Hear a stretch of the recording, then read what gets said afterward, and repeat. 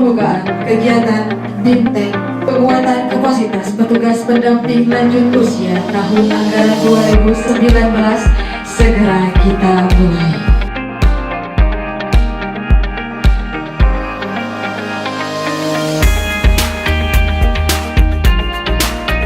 Dengan mengucapkan Bismillahirrahmanirrahim, acara BIMTEK penguatan kapasitas pendamping lanjut usia tahun 2019 dengan resmi saya nyatakan dimulai.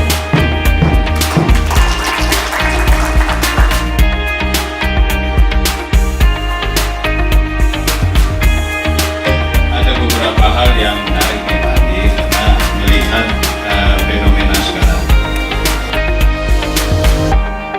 terkait dengan PDT dan non pelayanan lansia yang sekarang dan ke depan itu kan harus pelayanan lansia yang kontemporer.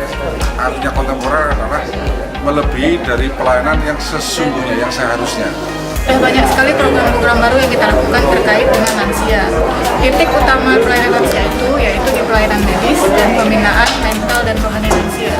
Jadi lebih kepada persiapan lansia untuk hari tuanya, kemudian pembinaan agama, kemudian juga vokasional, rekreasi yang kita lakukan, juga soft skill, kemudian juga banyak kegiatan-kegiatan keagamaan yang kita ikut sertakan kepada lansia dan melibatkan lansia-lansia lain baik yang terlantar ataupun tidak terlantar.